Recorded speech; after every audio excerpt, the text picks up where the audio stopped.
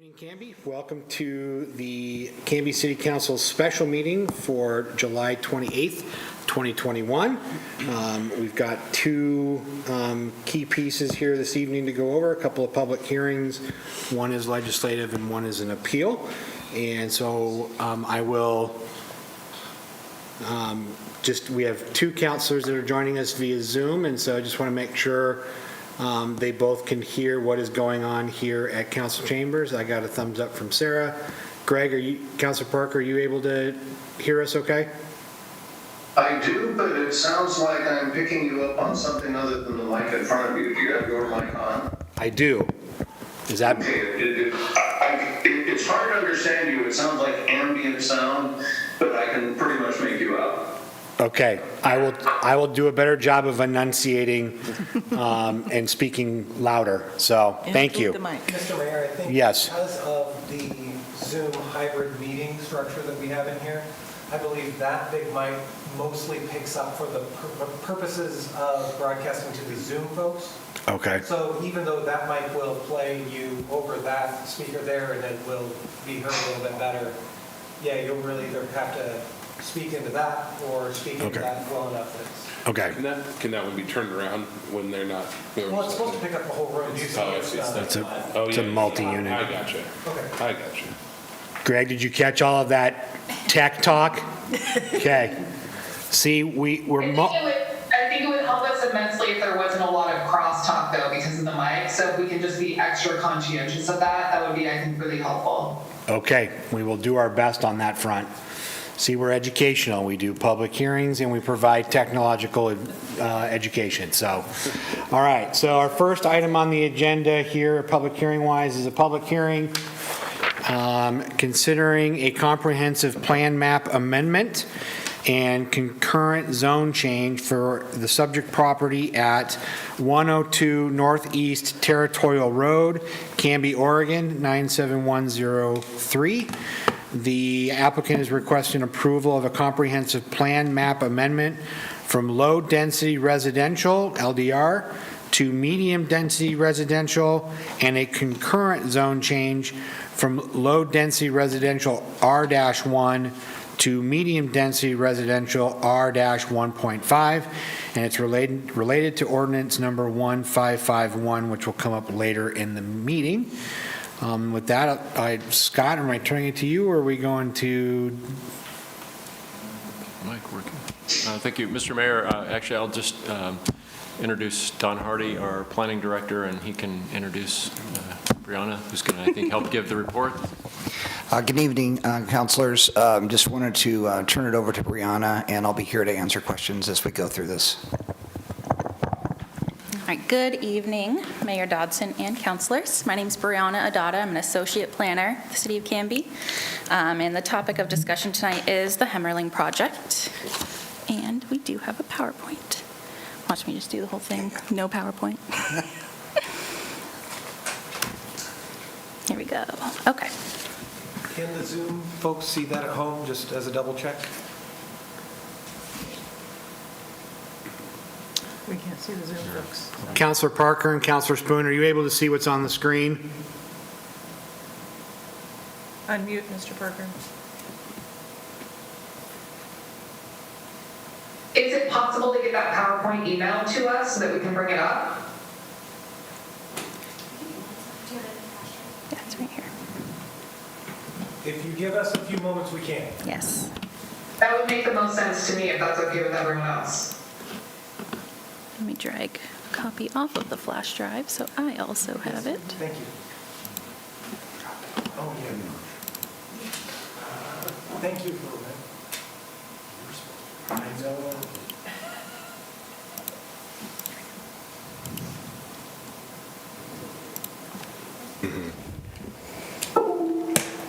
Thank You you. could probably do that while we're emailing. So while we're emailing the presentation to the counselors that are Zooming, I'm going to read the public hearing format for the evening. The matter presently before the hearing body requires a public hearing. All interested persons in attendance shall be heard on the matter. If you wish to testify on this matter, please fill out a yellow public testimony card and give that to the city recorder. Those are recorded on the back podium. At the appropriate time, please step forward to the microphone, state your name and interest in the matter. Those people that are interested in testifying as either proponents or opponents, please indicate your desire to speak by raising your hands at this time. For longer presentations, proponents and opponents may buy time from one another. In so doing, those either in favor or opposed may allocate their time to a spokesperson who will represent the entire group. All questions must be directed through the mayor. Any evidence to be considered must be submitted to the hearing body for public access. All written testimony received both for and against shall be summarized by staff and presented briefly to the hearing body during the staff report. The public hearing will be conducted as follows. We will have staff report, questions, if any, by the hearing body or by staff. I will open the public hearing for testimony. Proponents, not more than 3 minutes. Opponents, not more than 3 minutes. And I will close the public hearing. Questions again, if any, by the hearing body, and then discussion by the hearing body. A decision shall be made by the hearing body at the close of the hearing, or the matter will be continued to a date certain in the future. This will be the only notice of that date you will receive. So, have anyone have any questions? All right. Well, we'll go into the staff report. Wonderful. Thank you very much. All right. Once again, my name is Brianna Adada, and today we're talking about the Hemmerling Project. So the Hemmerling Project, is that me? Okay. Okay. Just to confirm, we have received the. Maybe that was the, yep. There we go. Wonderful. Okay. All right, so the process of the Hemmerling Project. This project contains multiple land use applications that form a single development proposal, which we're calling the Hemmerling Project. The applicant will need to follow the steps outlined in the conditions of approval for both the CPA and ZC, that's Comprehensive Plan Amendment and Zone Change. They will have to follow those as well as the subdivision conditions of approval to move forward with a final plat if all three of these are approved. But first, the comprehensive plan amendment and the zone change are type 4 applications, which require a decision from this body with a recommendation from Planning Commission coming to you for final decision. And that decision needs to happen before the third application, the subdivision application, can be considered. All right, so we are going to break this up into the comprehensive plan amendment and zone change first. We're going to go through all of those, and then we'll move on to the subdivision subsequently after we cover these two. So again, these are type 4 applications, meaning the Planning Commission has forwarded a recommendation to you, but the City Council will make the final decision. All right, I wanted to give some context for comprehensive plan amendments. The statewide planning goals are the framework for all Oregon municipal governments' comprehensive plans. Comprehensive plans are acknowledged by DLCD, which is State Department of Land Conservation and Development, to be consistent with the goals, the Oregon administrative rules, and the statutes. The development code is the implementing tool of the comprehensive plan, is intended to guide development to be largely consistent with the comp plan and therefore also the state planning goals. Review for consistency with statewide planning goals is required for a change to the comprehensive plan. Specifically speaking on this application, staff find the proposed comprehensive plan map amendment consistent with the statewide planning goals and Canby's comprehensive plan. And there are no goal exceptions requested as part of this proposal. Goal exceptions typically relate to resource lands, more environmental situations than we're looking at here. Here's the applicant's specific request. It is a request to amend the subject property's comprehensive plan map designation from LDR, low density residential, to MDR, medium density residential, and concurrently amend the zoning map from R1 to R1.5. And you can see here the two maps. And the two colors, hopefully you can make those out. Those are showing R.1 in the very, very light beige, almost white, R1.5 in the bright yellow, and R2, which is high-density residential, further to the east there. Here are the approval criteria for comprehensive plan amendments and zone change applications. I know that there are a lot. You can rest assured that we have reviewed all of them, and we are presenting them here to you tonight in every confidence that you are also hopefully familiar with them. So we're just going to go down the line. We have the comp plan, of course, the statewide planning goals, which we mentioned, the North Holly Development Concept Plan, which is the concept plan for the area, a traffic impact study, the zoning of R1.5, processes for amending the zoning map and the comp plan, and finally conformance with the transportation system plan and TPR transportation planning rule. And also application and review procedures. This is a type 4 and the subdivision's a type 3. We went over that. So here again is the subject property. It's 102 Northeast Territorial Road, has a tax lot number, and it's approximately 3.17 acres. And you can see the zoning one more time there. The existing conditions, there we go. The property is relatively flat with existing structures that will be removed. It has a double frontage along North Locust Street and Northeast Territorial Road, and surrounding uses include Clackamas County Exclusive Farm Use, which is EFU, to the west, which is outside of the city completely, North Locust and R1.5 subdivided land to the east and southeast. Dodds subdivision is to the north, which is a new subdivision. You don't quite see it here in this image. It's currently under a development right now.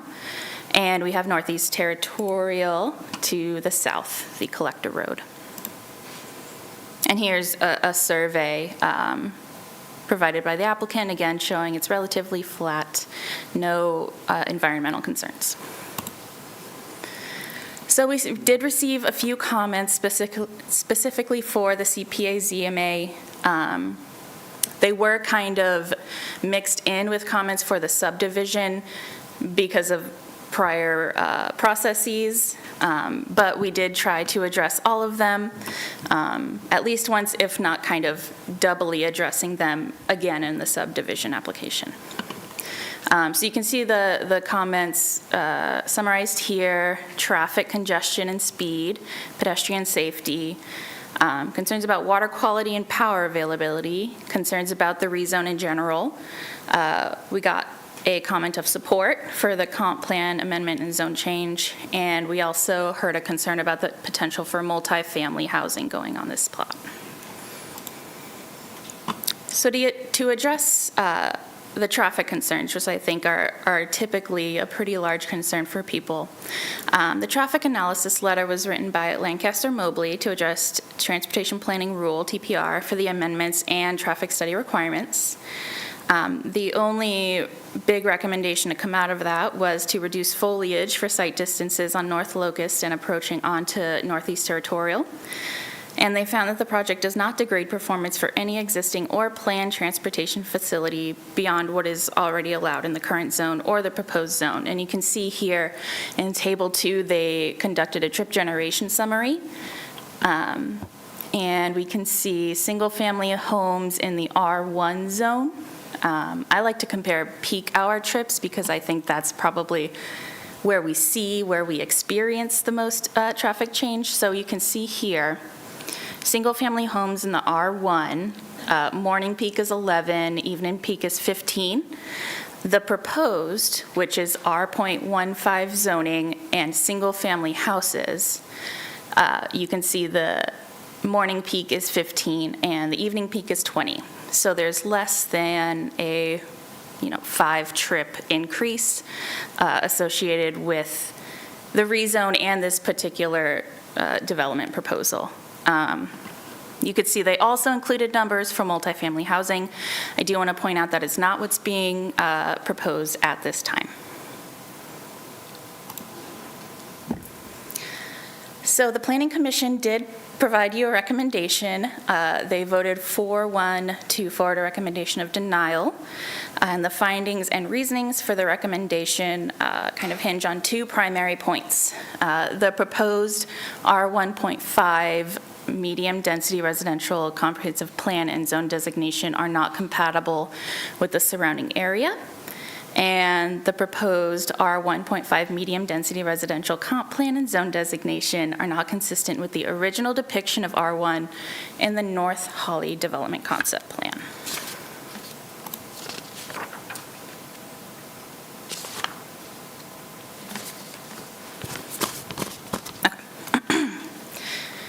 So, excuse me. Now we can begin our staff discussion of the substance of the two applications. The change is from R1 to R1.5, and that has the maximum possible addition of 5 single-family lots, single-family dwellings. That's a maximum. That's not what's being proposed, but that given any situation, if this property was rezoned from R1 to 1.5, that's as much as you're going to see of an increase. Why does that keep happening? And the surrounding area has property with similar zoning designations. R1.5 is directly across Locust from the subject property, and it's on the corner of an intersection. Northeast Territorial is a collector. It's not a neighborhood or a local street, so that intersection does see some traffic.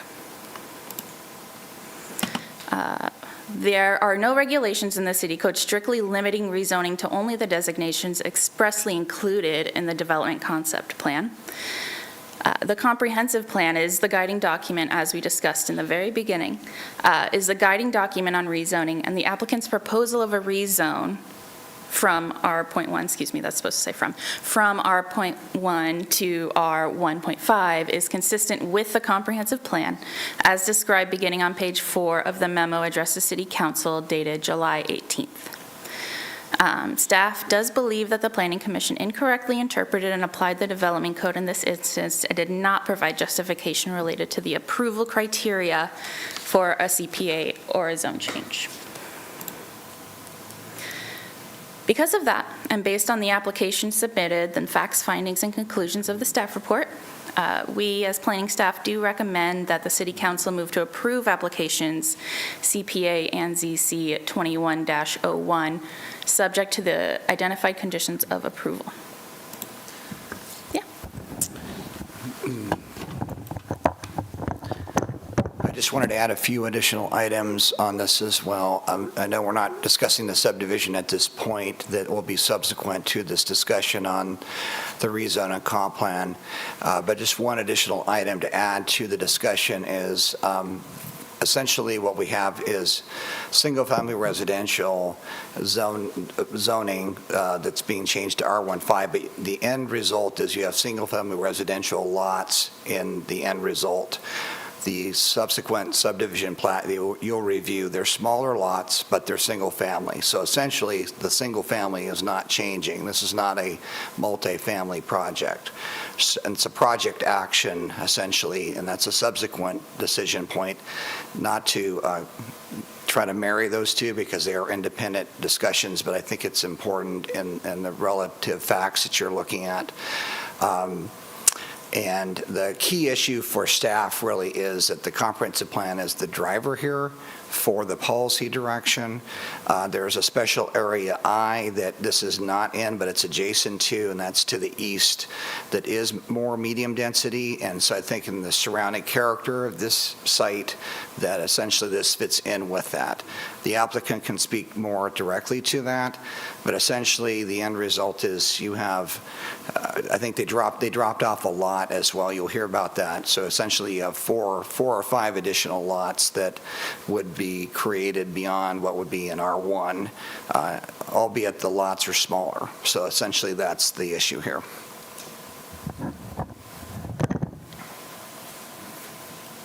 That is the end of this portion of the presentation. Thank you. Great, thank you. Can you go back to the map where it shows the property? Which map are you going back to, Brian? This one here, the one where the property is starred? Subject property is the title on the slide. Okay, thank you. So the properties on the right, so in the kind of the yellower color, that is medium density, correct? This is R 1.5. It is WAR 1.5. Yes. And then the property to the left, as I'm looking at the screen, that's not designated anything right now, it's still farmland, correct? Correct. That's Okay. outside of the city, and it is EFU. Okay, that's what thank you. Counselor Spoon, did you have any questions from the staff report? I do. I have a couple. First off, the dog subdivision, which you mentioned, is zoned what? It is R1. Okay, and where's that going to be on that same map we're looking at? Where's the dog subdivision? It is to the north. Right now, it looks like one big parcel. R1, R1, R1.5, R1 EFU. Yes. If we're looking at the surrounding area. So only one section is actually R1.5. Everything else is either R1 or EFU around it, correct? Looks to be. Yes, if you don't consider the catty corner southeast. Right, but it's largely R1 or EFU surrounding it, correct? If Dodds is R1? Yes, on 3 sides. Okay. And then, so the white section that's outside of the city limits, that's the EFU, correct? Correct. So at least 25% of the subject property, if not substantially more, is EFU, adjacent. Adjacent, well, I don't know percentage-wise, but it is adjacent, yes, to EFU along the western side. Largely, I mean, unless this map is largely out of proportion, it's at least 25 to 35% EFU adjacent, correct? Yeah, you could say that it is also the almost same amount adjacent to our 1.5 on the other side. I wouldn't say almost the same amount, because 3 sides are either R1 or EFU, correct? I thought you were speaking specifically to EFU. No, it's either R1 or EFU on 3 of the 4 sides, correct? Yes. Okay. The approval criteria for the zone change, your slideshow indicates that there's some approval criteria for the zone change. There's no approval criteria for a zone change, that's right, correct? It's entirely discretionary?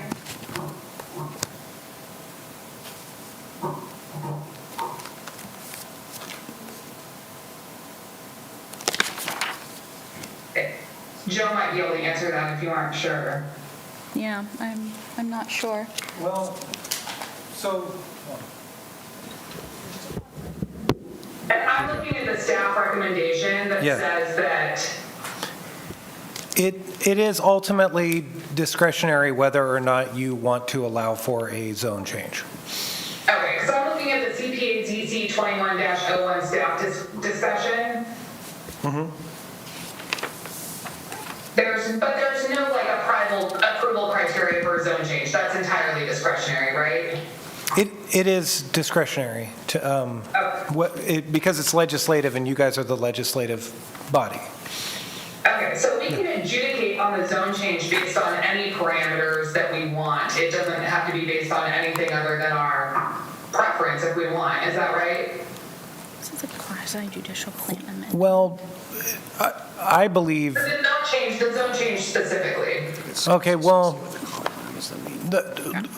looking at zone changes, I think presupposes that you're using, basically looking at good precepts of planning, you're looking at what is existing on the ground, but then also what exists in all of your planning plans. So, I mean, I don't want to sound too cavalier in just saying, yeah, because you don't either like their face or because you know what I mean, for like super ridiculous reasons. And I know you guys wouldn't go that far, but I just want to make sure that. Let's say I felt like 3 of the 4 sides were not R1.5, and so I didn't feel like it met the needs of the neighborhood. That's a perfectly valid reason to deny a zone change, right? Well, and that is along the lines of consistency of the nature of what's on the ground. So, I mean, that would be a completely valid reason. Okay, thank you. Yeah. That's all my questions for staff. Thank you. Counselor Parker, anything? Yeah, I'm a little bit confused about this. I'm taking a look at the planning commission recommendation that says that the comprehensive plan and zone designation are not compatible with the surrounding area. And I was a little confused about the answer of whether we have criteria or whether we don't. To me, on what I've heard so far, is that 1.5 is not the same as EFU, it's not the same as R1. So in that sense, it's not the same. So is that a criteria or a reason to deny it because the adjacent areas are not the same as what is proposed? Mr. Parker, Counselor Parker, would you want me to try to answer that? From a legal, I don't care who answers it. Okay. But I'm trying to find a handle here to make a decision. Okay. And just looking at the property around it, one of these things is not like the other.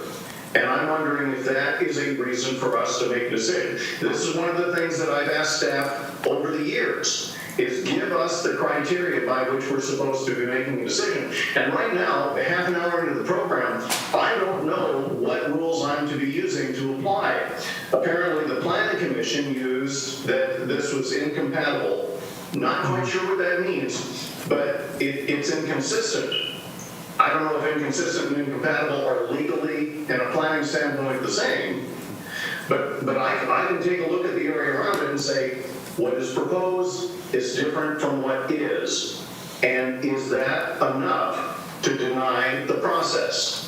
well, I could say this, there is a need for, when you're looking at a zone change, to address whether or not you think the zone change is consistent or compatible with the existing plans that are in place. You're introducing a new term there, Joe. You're introducing consistent. The term that the planning commission used was compatible. Oh, okay. Well, and so, and this is, I guess, my best way of answering this, which is, if you're looking at compatible or consistent in the language, which arguably there's somewhat similar sorts of gray squishy words, because they're not words like exactitude or matching or perfectly the same or equal. They're words that kind of say you want them to be similar, not necessarily exact. And the reason I say that is because some of the reasoning in looking at a development concept plan and looking at some of these plans is it would clearly be inconsistent with if people decided to do an industrial right there, or completely inconsistent if they decided to do a change where they were asking for commercial, or completely inconsistent, right, if they wanted to do even something that was outside of the realm of just residential. So since we're still in the residential area. Making decisions on the extreme is easy. Yeah. So making decisions here between a 1 and a 1.5 is more difficult. Yes. And I'm still not hearing an answer to. We have an answer. Okay. 1 and 1.5 inherently incompatible. Number 2, is 1.5 incompatible with an EFU neighbor? Those are the 2 questions I've got. Okay, well, and staff would like a crack at this as well. Counselor Parker, Don Hardy. City of Canby Code 16.54.040 identifies 2 major standards for the rezone. Consistency with the comp plan, with special attention to policy 6 of the land use element, and whether or not all public facilities and services exist and are provided concurrent with the development. So looking at the comprehensive plan is the first part of that, and I know you had several questions in your questions there. The comprehensive plan is our guiding document here, and staff has looked at that document for consistency purposes and believes that in this application, it is consistent between what they're asking for as an R15, that there is consistency based on the comprehensive plan elements, which comes down to an interpretation on this part about being compatible. And the reason staff is looking at this as being compatible is because essentially this is single-family residential still as an end product, as a project action. In the end, you have more lots, but they're still single-family. So therefore, we believe it's still consistent. If this was an apartment project, there would be a difference of opinion on that from staff. Okay, I'm there on the comp plan. Okay. It meets the standard. The other thing that the planning commission looked at and ruled on was that this was not consistent with the development concept plan. So, and I'd like are you telling me that we should ignore the development concept plan, that doesn't matter, that the comp plan trumps it? The comp plan is our guide, and that's what we're looking at, and that's essentially yes to your question. And we have to look at that as our guiding post for this development. Okay, to the point, we'll have a discussion on why we have development concept plans if they're not a criteria for us to make the decision. But if you're saying that our document for making the decision is the comp plan, then it appears it meets those two minimum standards. I'll go ahead and yield because I'm still trying to process that. Okay, thank you, Councilor Parker. Questions for staff? Councilor Tibbles? Thank you, Mr. Mayor. So I guess my first question is, are there any differences from aesthetic requirements, parking requirements from an R1 versus R1.5? And if so, what are those differences? Yes, thank you very much. Parking requirements are the same, 2 spaces per dwelling, and we will have a condition of approval that all site plans need to show that they do meet parking requirement standards. Other than that, the R1 has a 60% impervious surface, R1.5 has 70%. Setbacks are slightly different. I think it's a 5-foot additional feet in the R1.5 backyard. Front and side yards are the same. Garage setback is the same. Height is the same.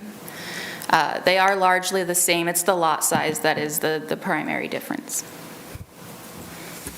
Thank you. And then my second question, we said today the proposal is when passing from R1 to R1.5, you could go up to 5 additional units. However, that's not the proposal today. But what does the process look like once this approval, if it were to go forward and the change were to happen from, let's say they're making a 1 proposal now to now we actually do want 5? What does the steps of that process look like? It would essentially be an entirely new hearing process. It would be another type 3 at least. So it would go to the Planning Commission at least. Is that correct? It is, and I mean, tonight, though, we're asking the council also on the appeal for the subdivision, which you'll hear after the rezone and comp plan. Essentially, that would lock in that development. That would have to go through a planning process. They'd have to put the infrastructure in, they'd have to record a plat, and they'd have to do all the public improvements before they could do that, and then they would build houses, through the building permit process, through us and through Clackamas County. That's all I had. Thank you. Thank you. My questions were all answered through other people's questions. Okay, great. I'd like to revisit the traffic numbers. You want to read? I have a couple more questions, Brian, if no one else does. Yeah, Councilor Hensley just asked about traffic counts. I cannot see that even with my glasses on. So can you tell me the increase in trips with the smaller lot sizes, please? Yes, absolutely. With traffic being such a I'm sorry, huge I couldn't hear conversation. her question, Brian. Could you repeat it for us so we can hear? Sorry, Councilor Spoon, I wanted her to revisit the traffic counts for the smaller lot sizes, being that traffic is such a huge conversation in town right now. So the proposed specifically, are you looking at the proposed? Okay. The increase. Yes. Proposed R1.5 zone for single-family homes. The total increase in morning peak hour is 4 additional trips. The total increase in evening peak hour is 5 additional trips. Okay. And Does that include the coming Dodds addition, or is that just including this subdivision? It would include the Dodds numbers because they are incorporated into our in-process development calculations, is what we call it colloquially. okay, So so this development and Dodds will only bring 4 additional trips in peak hours? This is only showing the increase specific to this proposal. Dodds traffic numbers are kind of already baked into the system. But you want to. and it's a 4 and 5 trip increase. What are the numbers from what to what? From 11 to 15 in the morning and from 15 to 20 in the evening. So a 20% increase in traffic. Okay, thank you. Counselor Spoon, what other questions did you have? Thank you. So you said that one of the things we were looking for is its kind of consistency with the comprehensive plan. That's right? That's what you were saying? Yes. I'm a little bit confused because aren't they also looking for an amendment to the comprehensive plan? No. No, there are no amendments or exceptions requested of the comp plan. Okay, so we're not doing a comprehensive plan amendment. We're just doing subdivision and zone change. Well, the CPA,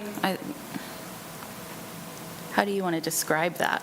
It's not a, is it a change to the comp plan itself? Or I is mean, I it? thought it was an amendment to the comp plan.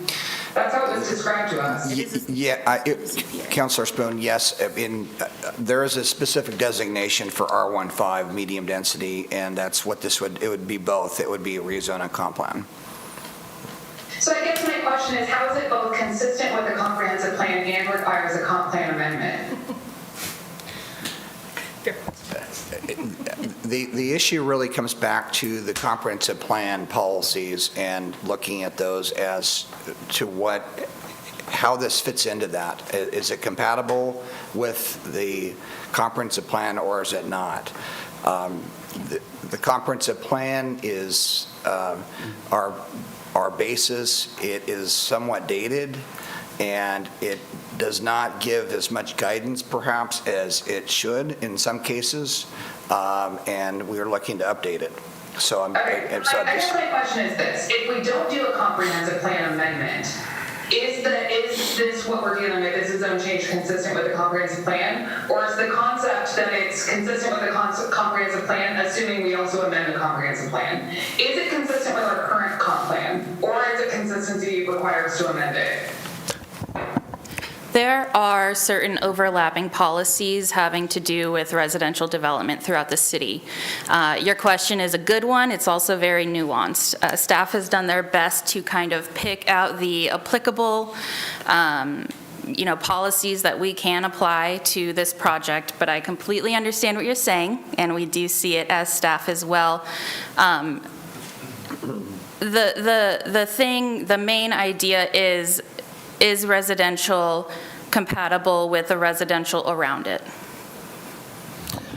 And I just wanted to echo that as well, Councilor Spoon. You're asking a very detailed question that the comprehensive plan does not differentiate as much as some other comprehensive plans that have specific purpose statements for each zone and specific criteria related to those changes where you're doing a comp plan and a rezone change.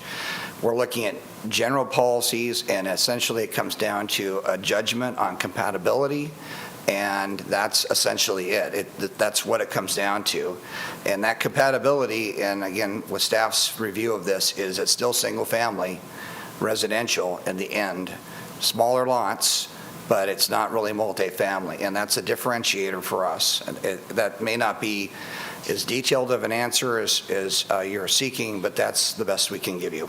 So I guess, my question is really, I have concern about the idea that the reason we would rezone is because it's consistent with the comprehensive plan, but then you're simultaneously asking for an amendment to the comprehensive plan to make it work. That doesn't seem consistent to me. It doesn't seem congruent. In terms of intellectual, it doesn't seem intellectually congruent to me, so I have some concerns about that. But furthermore, I guess my question is, are you saying that staff sees all single-family residential as the same? Because that's a little bit concerning to me in terms of the future of how we develop our town, that if staff doesn't really see a difference between R1 and R1.5, and as long as it's single family, you guys see it all the same in terms of the comp plan, that doesn't really seem consistent to me with the intent of the comp plan, which was to keep lot sizes different.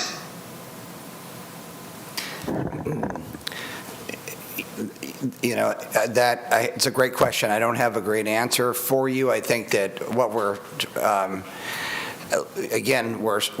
subject to the comprehensive plan in terms of its direction, and we have to make a judgment on this. I would like a more granularized comprehensive plan to address those kinds of issues. I think there are challenges for the city that we will be having on having to accommodate different housing types for people in the future of different economic backgrounds, and that's the flexibility in single-family homes is going to be important in that conversation. So I think part of that is really it's a judgment on how do we distinguish between the two, and I think it comes down for staff that essentially the end product is still a single-family home. It's not a multifamily home. So yeah. I don't really see eye to eye with you there, but that's okay. My last question, because we can discuss that later, is there anywhere else in the city where exclusive farm use abuts to R1.5? I'd have to pull up a zoning map, to be honest. There likely are. In this case, this property is completely. Yes, I think there are probably those circumstances. Some of those may be within urban growth boundaries of the city. And so this one is completely outside of the city, which, again, does not necessarily have much of a bearing on our land use decision because essentially it's in the county. Oh, I know. Yeah, go ahead. There is one example on South Fir. There is, it's basically an island that's out in the county. And they are EFU right now, and they do have R1.5 adjacent to them. When they are annexed, they will probably be given the designation of R1.5 because of the area of the city it's in. It sounds like it's pretty unusual to abut EFU to R1.5, though, in terms of what we have done in the past and what our plan indicates we'll do. Like, that's an unusual reality. I have not done any sort of, analysis or counting of parcels or anything like that. It's a good question, absolutely, but I just don't have the numbers or, the frequency for you. Okay, all right, thank you. I just want to add a few things about our comp plan. And really, it is to your point, Councilor Spoon. Every zone that we have has its own land use designation. So if you want to change any zone to any other zone, you would also be doing a comp plan amendment. So that is really the strictest possible land use option that we are given. In other jurisdictions, if we have a land use designation of low-density residential, there might be 3 or 4 zones within that land use designation that have some differentiation of character, of size, of setback requirements. So in the city of Canby, any zone change is going to have to also look at the comp plan more specifically than in other jurisdictions, other situations. And really, again, it is to your point, and it is something that staff has contended with. We are trying to move through it as we look at revising it. And just to add to that, I think the differentiation, I would echo what Brianna is saying. The differentiation might very well be that instead of having 3 zones that are residential, that we could have a number of zones, which then you would not have the need to change the comprehensive plan. This one is unique in the sense that, again, the end product is single family, and I know we're not necessarily agreeing on that topical issue, but that's the end product. If it was not single family in the end, staff would have a difference of opinion. Councilor Spoon, anything else?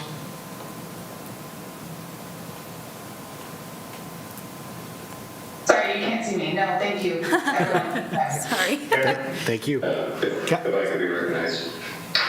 Yes, Councilor Parker? Mayor, I'm really struggling with this. I mean, all my life, I've talked to people about, you gotta follow the law. If you don't like the law, you can change the law. And what I'm hearing tonight is kind of double talk, that it meets the comp plan, but we gotta change the comp plan in order for this to work. And that's just something I'm having a hard time getting my head around. 1. 2, you have my complete sympathies over our comp plan and our development code. Councilor Hensley and the mayor and I, for a decade, have been wanting to do some improvements on that. So we can save the pity party for the comp plan for some other time. All of us agree it's not down to the level that helps us make decisions.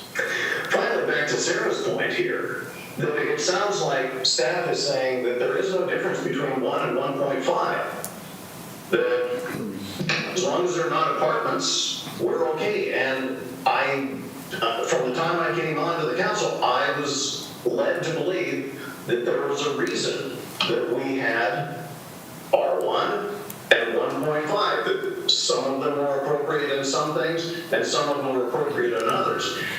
And again, no offense to staff, you're working with what you've done. But what it sounds like is it doesn't matter.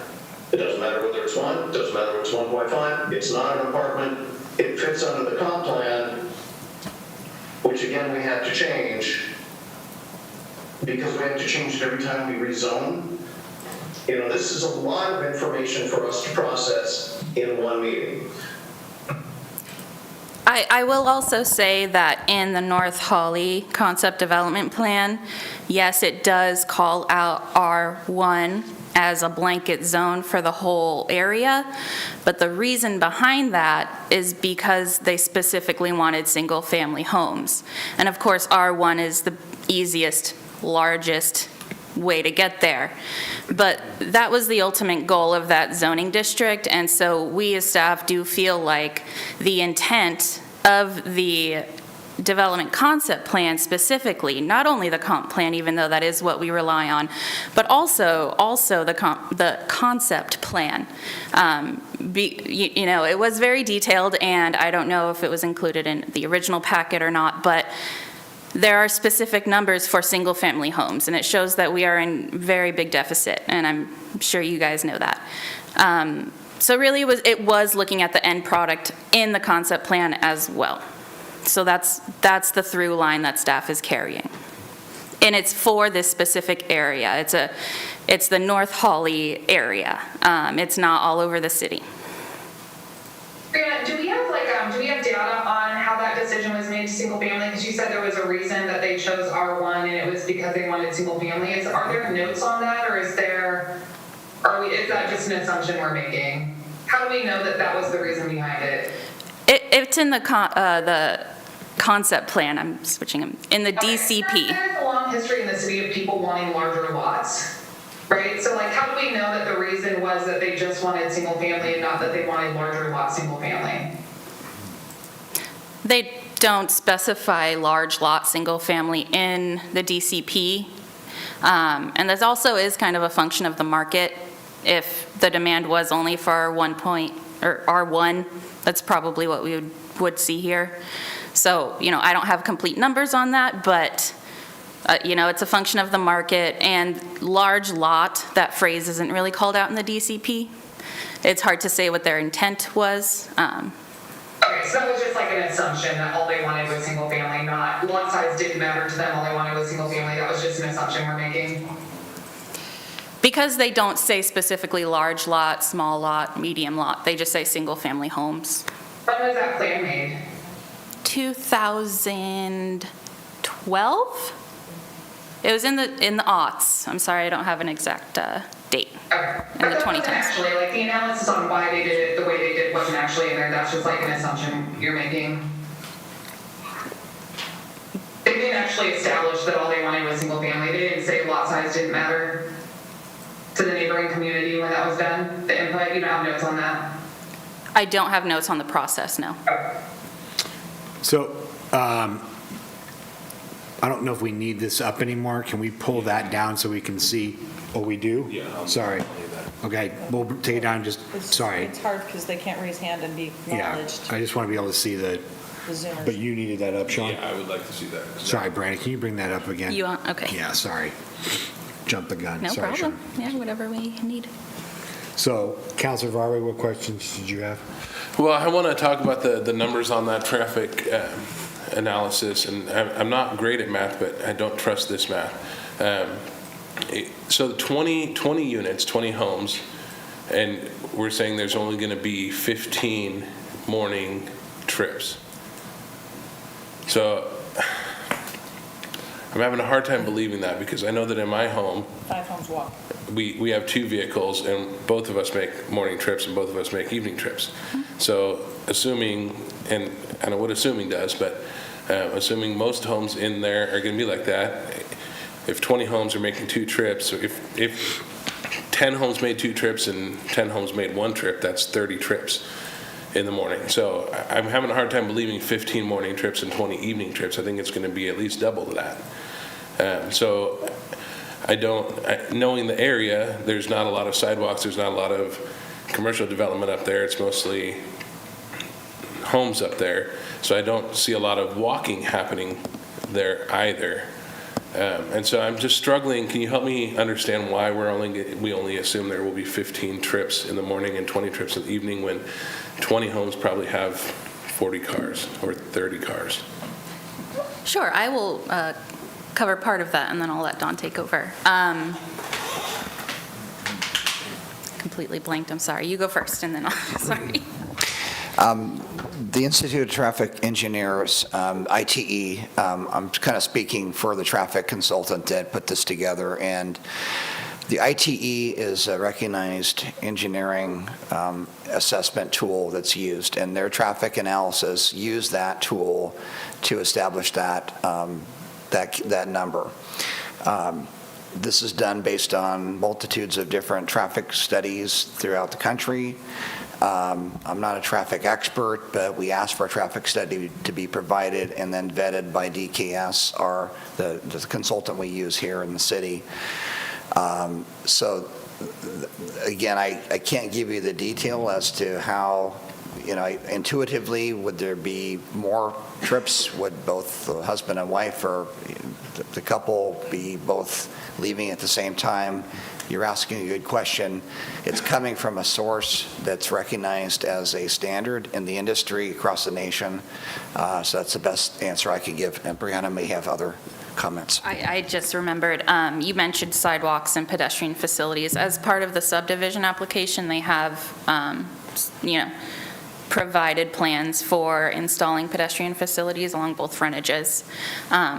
Whether that will reduce traffic or not, who knows, but I wanted to get that on record, that it will be improved on both corners, both sides. And I appreciate that, but I just don't see, but there not being, stores close by, you're going to have to leave, and it's just, maybe I just don't walk very much, and you can tell that by looking at me, but I don't see people walking to the store to go grocery shopping, and so I think, when you consider work and grocery shopping and all of those things, maybe an algorithm is okay way to determine how many, but I just don't believe it.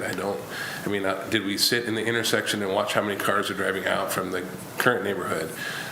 I don't know that an algorithm can be a trustworthy a determination of how much traffic is going to be is going to come from a development like this. And so I have a hard time believing that traffic analysis, and I think that we need to be smart and realize that it's probably going to be more than 15. I know, especially during the summer, I know we're leaving our house sometimes 3 or 4 times in the morning. So, Councilor Varwig? Yes. Perhaps I could shed light. I don't know what all those numbers mean. I gravitated to the very end one that says weekday total is 188. And when I divide the 20 units by 188 by the 20 units, that's 9.4 trips per household. That makes more sense to me. Do you see where I'm coming from there? I do. That's the only way this makes sense to me, just looking at it. And I don't know if that helps. This isn't really testimony.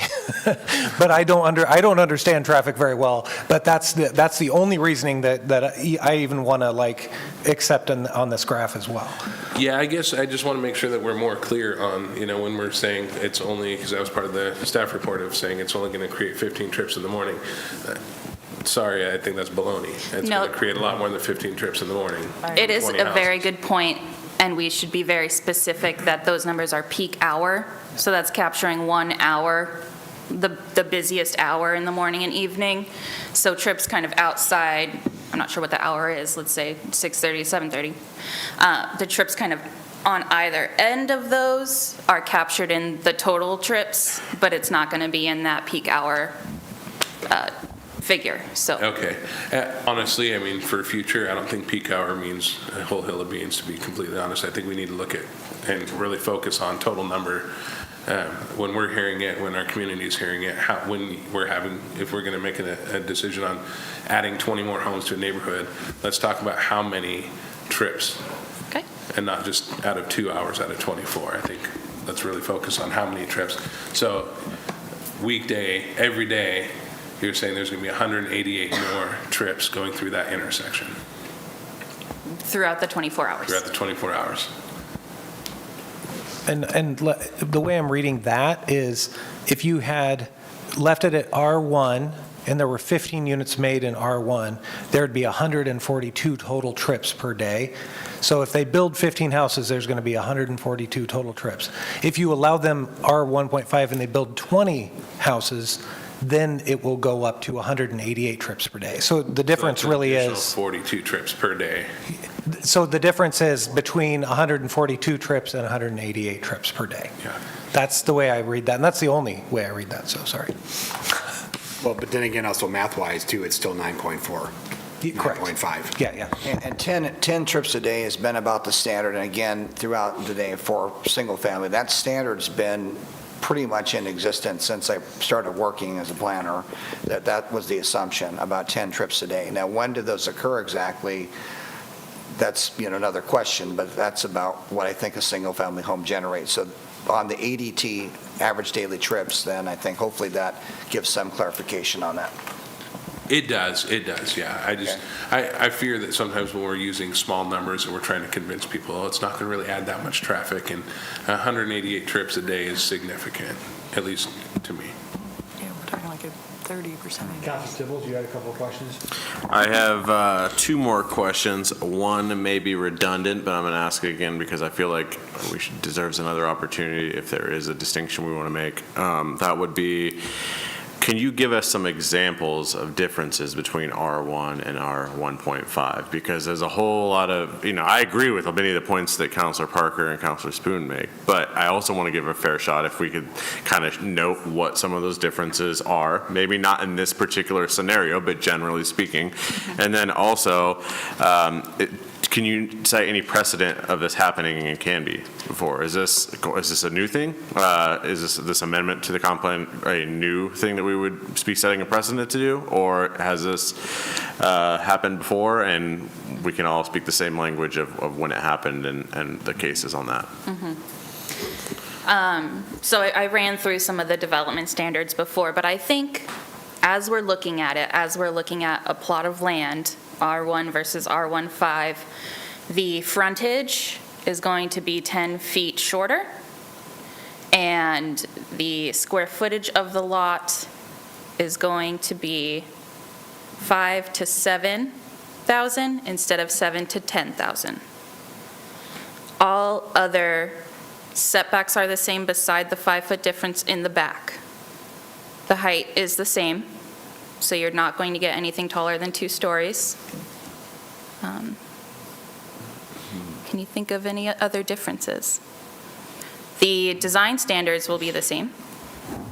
You want to talk about residential? This question might come up in our next one, and if it does, correct me if we need to wait to ask this question, but R 1.5 does allow for duplex, triplex, multifamily, correct?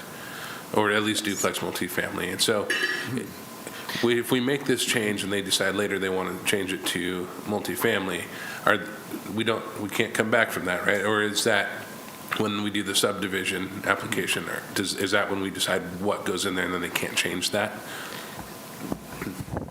It's a great question. And this is part of the complication of this, I think, as well, is that we're looking again at what the second part of this hearing is for the subdivision and the single-family lots.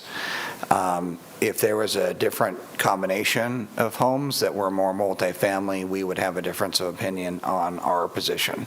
So it does have a bearing on what they're proposing, and if they came back in with a second amendment to that, we would be reviewing that. We would be reviewing that differently, and they would have to go through a review process for that. So what, and again, I'm not trying to put words in your mouth, but what I'm hearing you say is if they were going to do multifamily, you would not support the comp plan change, but because they're doing single family, you do support it. That's correct.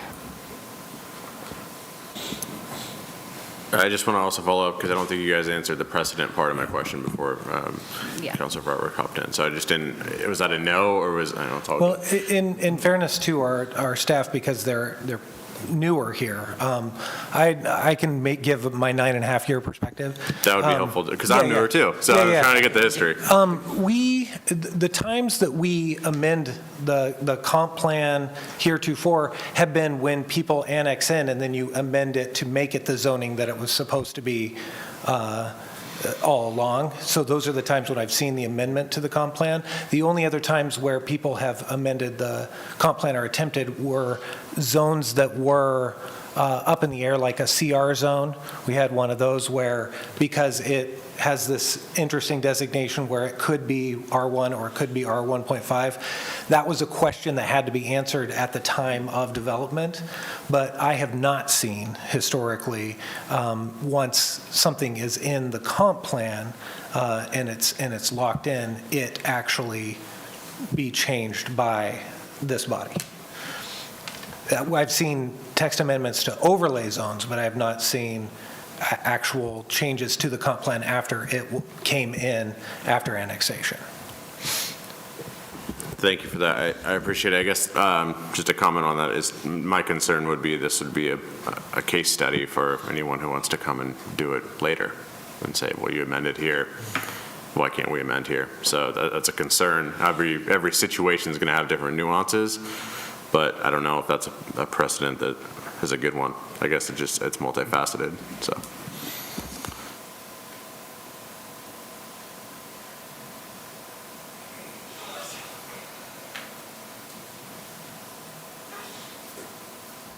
Any other questions for staff at this point? Councilor Parker, Councilor Spoon? I'm good, thank you, sir. Okay. None here, thanks, Brian. Okay. Can we hear from the applicants as well on this? Yeah. I'm sorry, was it 20 minutes you were going to give them, or 15? I forget what it was when you read your script. Oh, sorry, 15. Okay, I will put that on the timer. Thank you. Good evening. My name's Hal Keever with the Atwell Group, and we represent Venture Properties and Stonebridge Homes. I'm going to try and clarify a few. Excuse me, I'm going to bring the council back up here. Oh, right. Should I wait? Yes. Okay.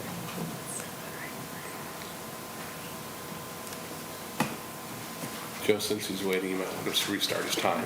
We're not going to need that much time. So. Just want to make sure you get the fair shake. Well, they cut us to 6 minutes. Well done, Councilor Varwig. Thank you. We're just trying to get So, all the players. There we go. There we go.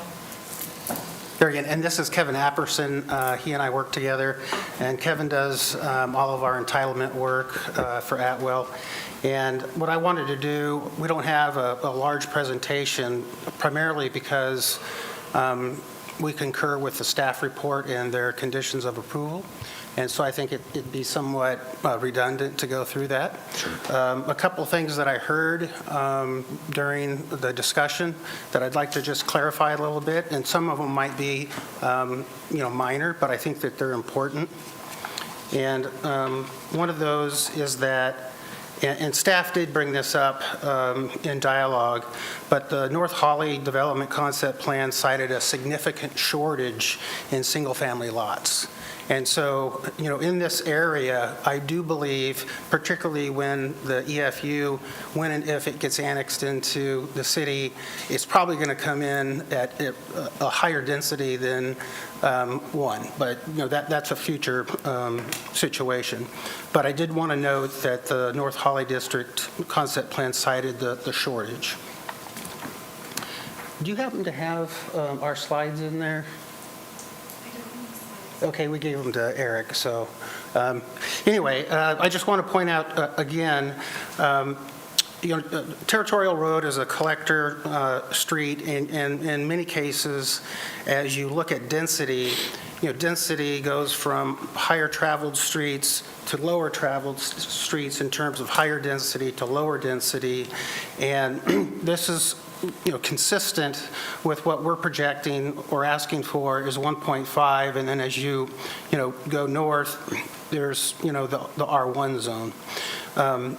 And as we discussed earlier as well, if you look at the neighborhood across the street of Locust and across the street from Territorial from that other neighborhood, that's all zoned 1.5. And someone asked the difference between, and maybe in terms of look and feel, between 1.5 and 1. And the neighborhood,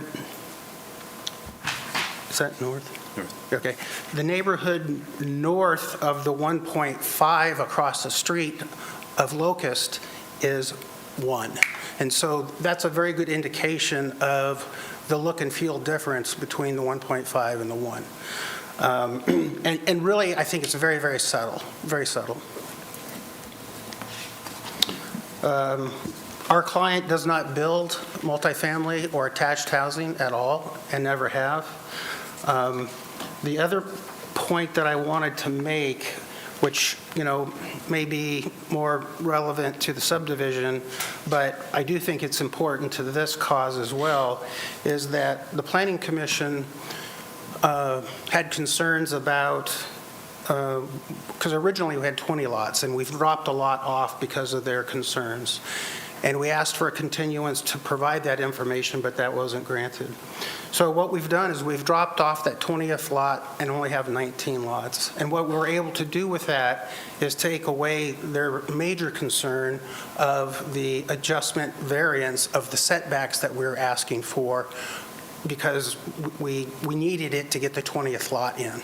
And so all of those have been extinguished, removed of the Planning Commission's concern. Those new plans have been submitted in our packet to Eric, and we're happy to answer any questions you may have. Any questions here?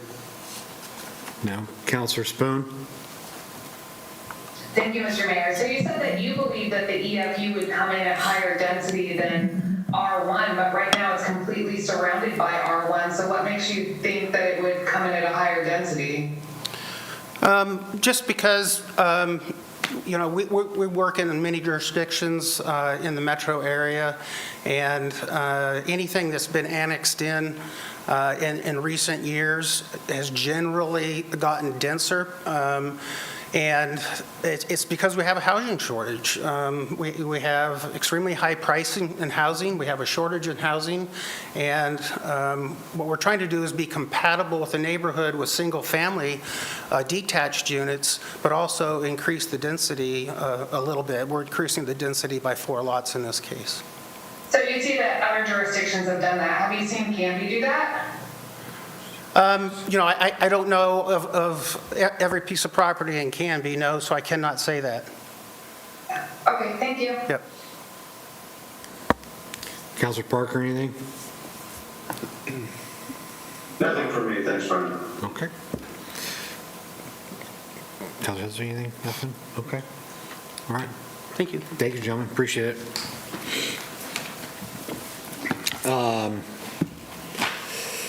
So I will now open up the public hearing for testimony, and I didn't see any proponents necessarily from the community or opponents from the community, so we'll officially close the public hearing. Any other questions from the hearing body of staff or the presenters? Okay. Discussion. Who wants to go first?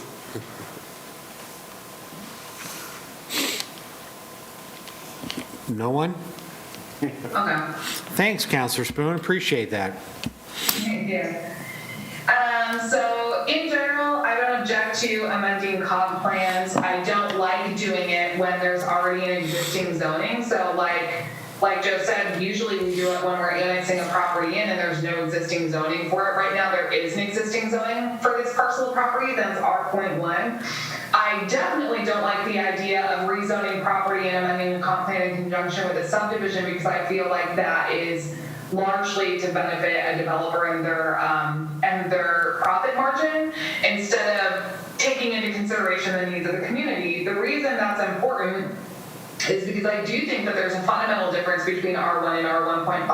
A lot of that has to do with the existing infrastructure. The reason we zone something the way it is because we build an infrastructure for the number of houses that will take up that space. When we start rezoning properties from R1 to R1.5, then we're rezoning properties to a designation that wasn't taken into consideration when we built the infrastructure, the sewer system, the water system.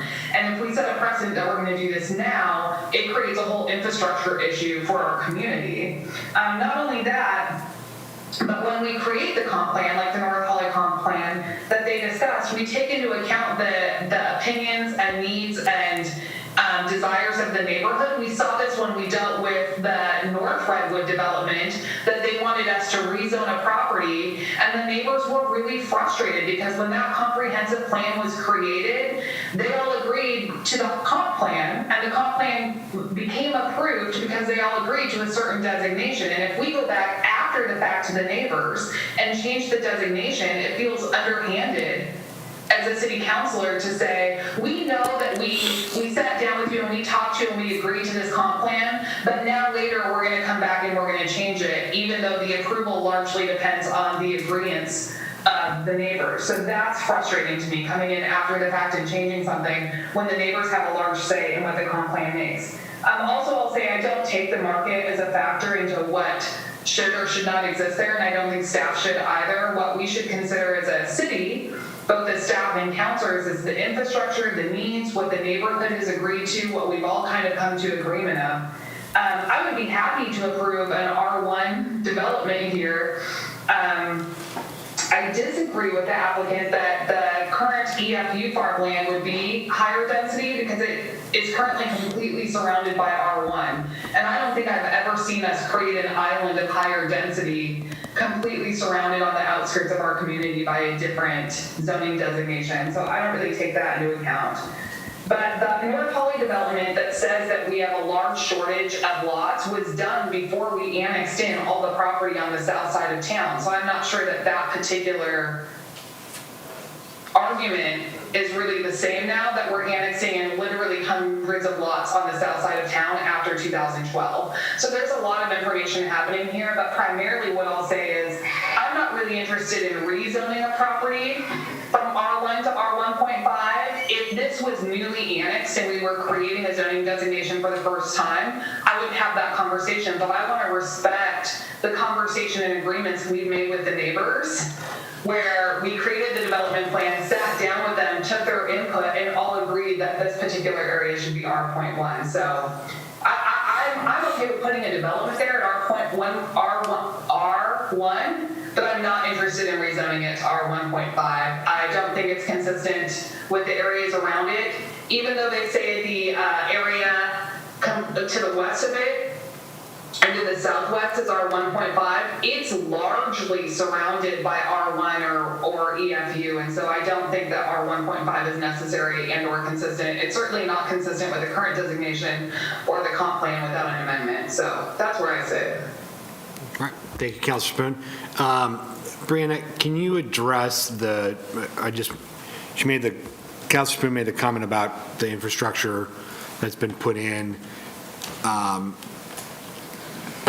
Absolutely. Can it withstand the Yes. addition in that regards, even as that further develops, even with the EFU being developed? Yeah, absolutely. Along those lines? Yep. Public Works also reviewed these applications in conjunction with our review. We received comments from Public Works, which are actually included in the subdivision presentation. The only comment we received was regarding pedestrian facilities. We received no concerns about the capacity of the utilities or underground infrastructure. Okay. All right. Thank you. Yeah.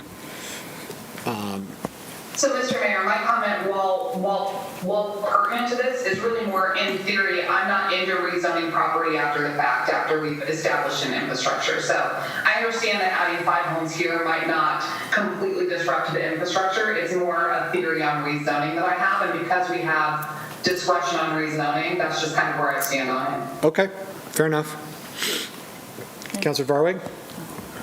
Yeah, I'm going to piggyback on that, and I largely agree with Councilor Spoon. The other thing that Councilor Tibbles had brought up was the precedent of setting the precedent to do this in the future, and I think that it sets a dangerous precedent of being able to rezone the comp plan or amend the comp plan anytime that we need to in order to fit another lot here or there.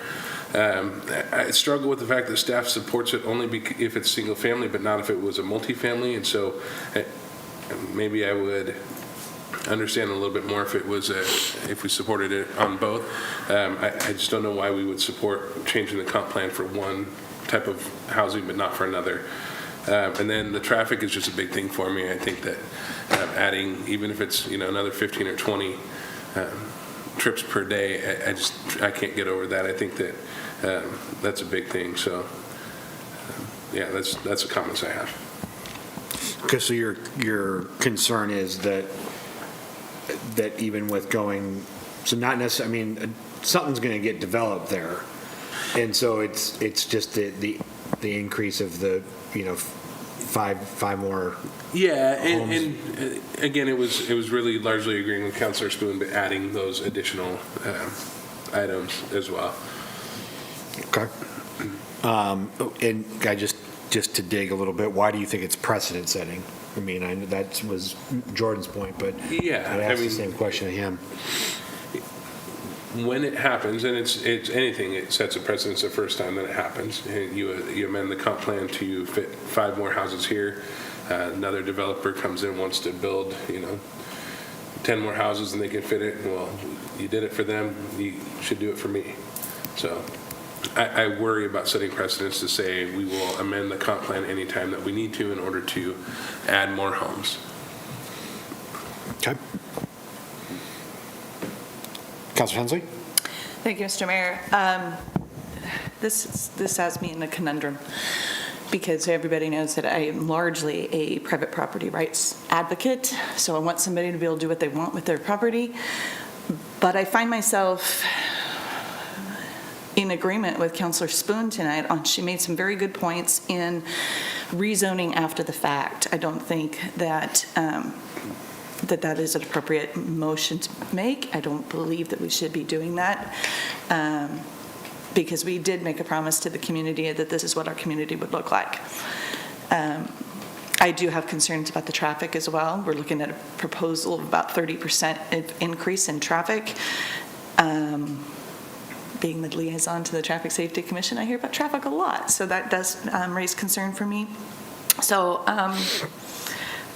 there were a lot of good points made tonight that I find myself going against my own grain on property rights and leaning towards upholding the Planning Commission's decision. Okay. Counselor Tibbles or Counselor Parker? Nothing here. Thanks, Brian.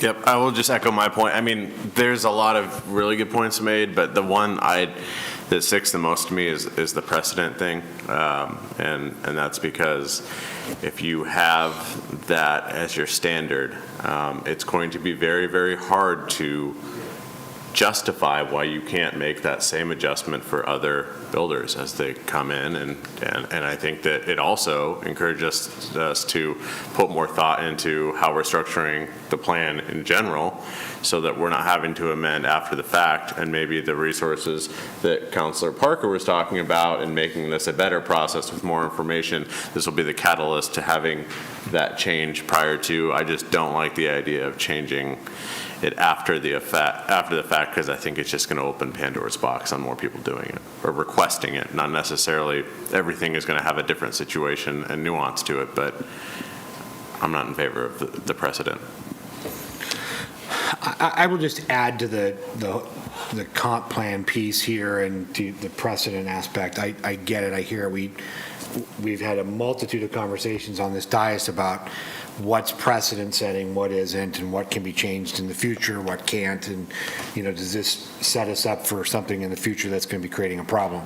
I don't see that necessarily. It's fine unless I'm missing something. I don't have a vote in the fight necessarily, but I think when we look at the comp plan, and yes, there needs to be some better granularity to it, but I think that there gives us this opportunity to be flexible when these kinds of things occur, to look at a single piece of property each time and its value and its merits. So that's where I hear the precedent piece, but at the same time, it's a single piece of property in a space and time, and we know the housing short situation. I hear the argument of, we promised the community this is what we said we would do here and whatnot, and I totally hear all those arguments. I do think that it can, changing it to medium density as we laid out here, and I was sidebarring earlier with Councilor Varwig about the North Redwood project, but as he stated that we did that change when we were annexing in that dirt into the city. So that made this a little bit of a smoother process. I think, again, where we're at is, was that the right decision then? Perhaps. But is it a new decision to look at and make now for that piece of property based on what's around it and what we're looking at from a housing perspective? So that's just my 2 cents on the matter. So yeah, that's my 2 cents on that. Okay. Do we need to make a motion on this particular piece? Okay. Oh, yeah. Do we? Is there a proposed motion to make, or do I just make up my own? Yeah, do we have a proposed motion on this one, Joe? I'm sorry. There are options, I believe. Let me look. What was the page? I know, like 780 pages. What page am I looking I at? think it's in the executive summary in the beginning near staff recommendation. Page 10 of 10. Page, okay. Well, Page 10? Okay, I'm on 100 and something. Hang on. well, on the page 5, or page 6, because we're at the first section, it says council action, and then there are 2 possible actions, either move to deny the request and affirm the planning commission's final Mr. Mayor, written I findings. move to deny the request and affirm the planning commission's final written findings. I'll second. So the motion's been made by Councilor Spoon and seconded by Council President Hensley to deny the request and affirm the Planning Commission's final written findings. Any further discussion or comment? Well, Your Honor, let me ask this too, we're trying to be good about making sure that we have a plurality of reasons behind our votes. And so So you need let me, a why. what I've heard today is that it's inconsistent with both the development concept plan and inconsistent with the current zoning of the comprehensive plan itself. And so I'm wondering if there's a way to take the temperature of that maybe after, let's see what the vote is first, but I just want to make sure that if we are doing findings, if we have to amend them to add anything else that you, at least a plurality of you is thinking, if that makes sense. Yes. Okay. So I'll let the vote go first, but then I would love to take a temperature of the reasoning behind it. Okay. Okay. So all those in favor of the motion to deny, say aye. Aye. Aye. Anyone opposed? Okay, motion passes 5-0. And so I thought I heard at least a plurality of you, and I think I heard all of you except Councilor Parker's questions at the beginning were in that same vein, but he didn't speak at the end, so I wasn't sure if the reasoning was the same. Joe, the way you condensed it is totally acceptable to me. Okay, thank you. So those will be, if the findings don't articulate that well, that it's both the development concept plan it's consistent with and the current zoning as it's zoned. It's inconsistent with the comprehensive plan. Okay. Okay. Thank you, Joe. So A and B are separate this evening, so B still is at play here even with the Yes. change? Okay. Well, and in light of your vote right now, you're going to be having a hearing, and then you're going to be asked to say, is the subdivision as is proposed consistent with the current zoning, because you just denied any zone change. So keep that in mind. I already know the answer. Way to convolute it, Joe. All right, so next item on the agenda is item B, a public hearing for an appeal of a subdivision denial, subdivision 21-02 by the Planning Commission. The city received an appeal from applicant 21-02 from Hal Keever, representing Kelly Ritz of Venture Properties Incorporated, appealing the Planning Commission denial of a 20-unit subdivision at 102 Northeast Territorial Road. Application subdivision 21-02. Appeals of a Planning Commission decision may be made to the City Council by those with legal standing by their previous participation in the review process. The applicable criteria for appeals are stated in Chapter 16.89.050I and J of the Canby Land Development and Planning Ordinance. Council's action on appeal shall be governed by the same general regulations, standards, and criteria as applying to the Planning Commission in consideration of the original applications. So, appeal procedure. The matter presently before the City Council is an appeal of a matter heard previously by the City Planning Commission. The record of this hearing was created before the Planning Commission. New evidence that would have to be considered by the Planning Commission will not be considered tonight. The council will hear oral arguments or review written arguments by the applicant, appellant, their agents, or others who have previously presented testimony to the commission. The applicant is the original party appearing before the Planning Commission.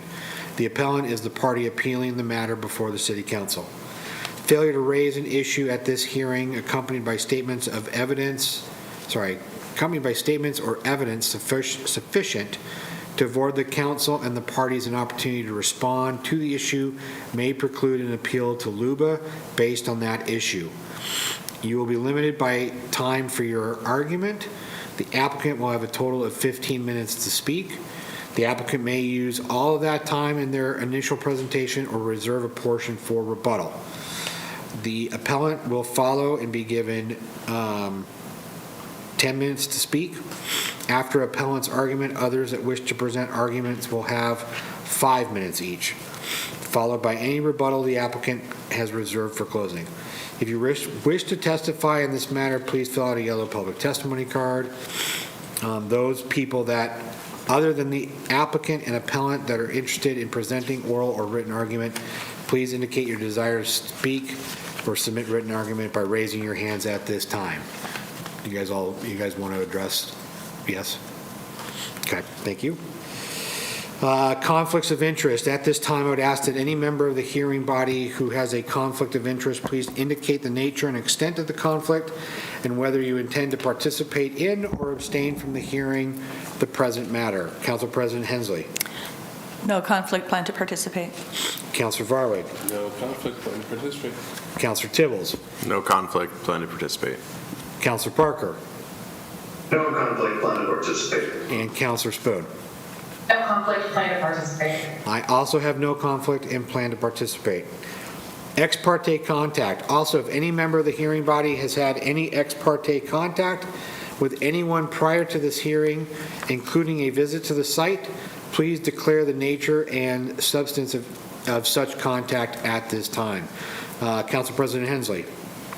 I haven't been by this site, and the only ex parte contact would, if that would include reading the planning commission notes, that's about it. Okay. Councilor Varwig. Yeah, same. Councilor Tibbles. Same. Councilor Parker. No ex parte contact. Thank you. Councilor Spoon. I periodically drive down Territorial, so I've been by the site, but I've not done a particular site visit. Thank you. I have also had no ex parte contact. All right. The public hearing will be conducted as follows. We'll have the staff report. Any questions, if any, by the hearing body or by staff? I will open the public hearing for testimony. We'll hear the applicant's argument, then anybody that's for the appellant's argument, proponents of appeal, opponents of appeal, the applicant's rebuttal, if any. Then I will close the public hearing, and then questions and discussion. A decision shall be made by the hearing body at the close of the hearing, or the matter will be continued to a date certain in the future. This will be the only notice of that date you will receive. Does anyone have any questions about the procedure of the hearing? All right, seeing none, we will open up with staff report.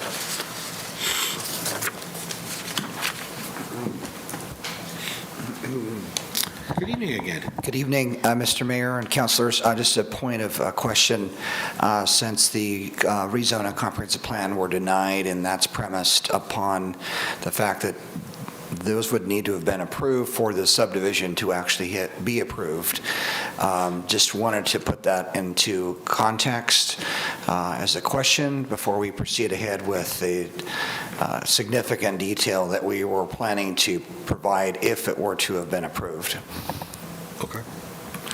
So with that, I just, maybe it's a question just in terms of Joe on the procedures here about how we should go ahead with this hearing. Well, I think, is the staff recommendation the same in lieu of the original denial? Staff cannot support the subdivision since it's no longer consistent with the zoning that were to have been in effect. If that zoning were to have been approved, the subdivision recommendation by staff would stand, but staff cannot recommend approval at this point based on the fact that the rezone on comprehensive plan had been denied. So that it cannot meet the current code requirements? Cannot meet the current code, no. Okay, so that could be the extent of your staff report? Yes, and I do believe the applicant does want to speak about the project as well. And he has a right to be heard? Yes. I have a quick question. Okay. Council President Hensley has a quick question for staff. I do. I just want to understand fully, the original plan that went to the Planning Commission was for 20 units, and now it's 19, so are we actually getting new evidence? Yes, in that context, because there would be a change in the number, although it would be minimal. It would be a reduction in intensity. But it's not the same plan that went to the Planning Commission. That's correct. So therefore, we're not hearing the same case. That is correct. Okay, thank you. Okay, thank you. Any other questions on what's happening? It's clear, okay. We'll now open up the public hearing and give the applicant an opportunity to state their case.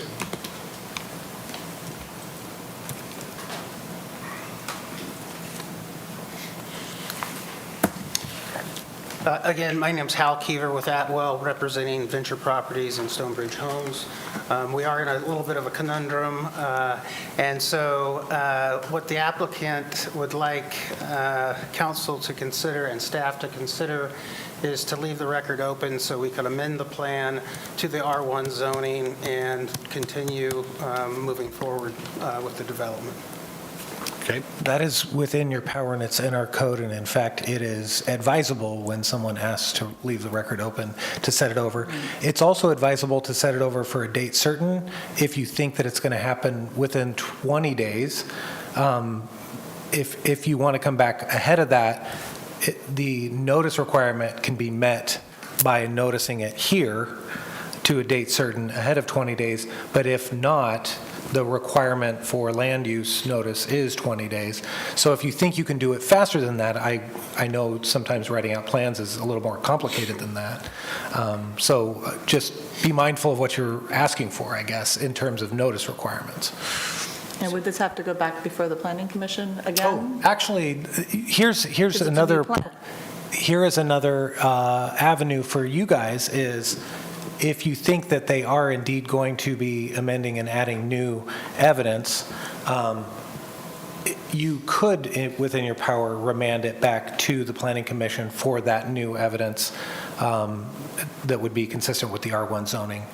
And then we could put it, that date certain on the, I don't know if Don has the schedule here, but we could make it a date certain if you guys, because I want to be mindful of the fact that you guys have waited almost 120 days, so, okay. Joe, Yeah, we're on the 120th day. okay. But that, now they're asking to basically alter the process enough. Would you guys be willing to waive the 120 days?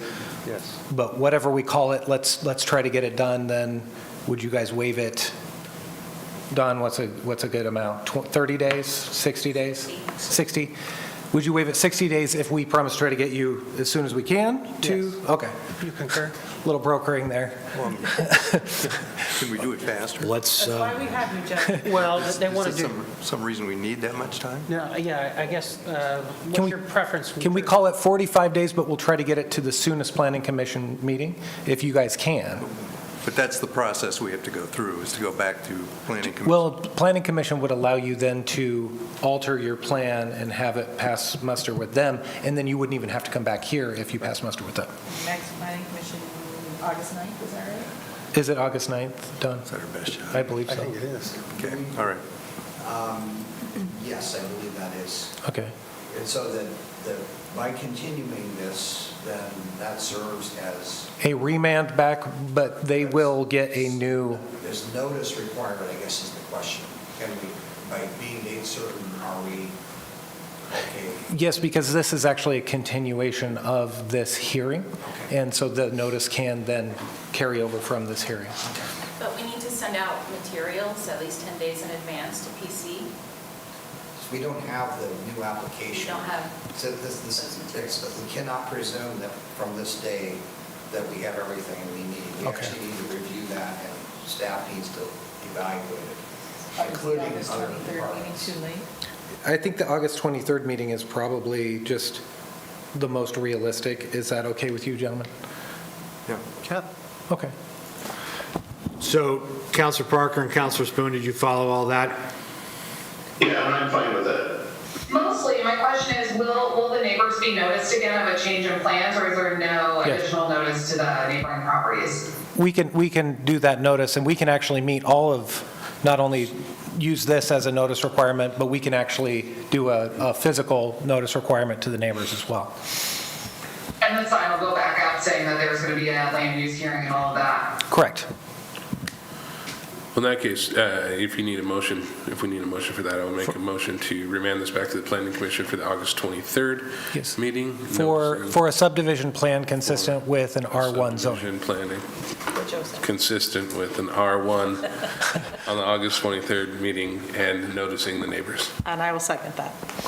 Okay, motion's been made by Counselor Varwig and seconded by Council President Hensley to remand the subdivision, or remand back to the Planning Commission and hold open the new subdivision plan that would be consistent with an R1 subdivision. Did I capture that all correctly, Joe? As gracefully as I did. Okay, I think Melissa's got it in the notes well enough. okay. We can listen to the tape and write it out. Any other discussion on the matter right now? All those in favor? Aye. Okay. Motion carries 5-0, gentlemen. Thank you for your flexibility, and Thank we'll you. get Thanks you for your back time. in, Yep. get you back in as quickly as we can. Thank you. Thank you. Appreciate it. Yep. So that's, basically, we don't need to do ordinance 1551, since that's moving back to Planning Commission. Action review, Melissa? Great. You have denied the request and affirmed the Planning Commission's findings, written findings related to City File CPA ZC 21-01, and then remanded the subdivision plan to the Planning Commission for it to come back on August 23rd at their Planning Commission meeting. Great. I move we adjourn. Motion's been made to adjourn, moved by Council President Hensley, seconded by Councilor Varwig. All those in favor of adjournment? Aye. Anyone opposed? All right, carries 5-0. Canby, good night. Thank you for tuning in.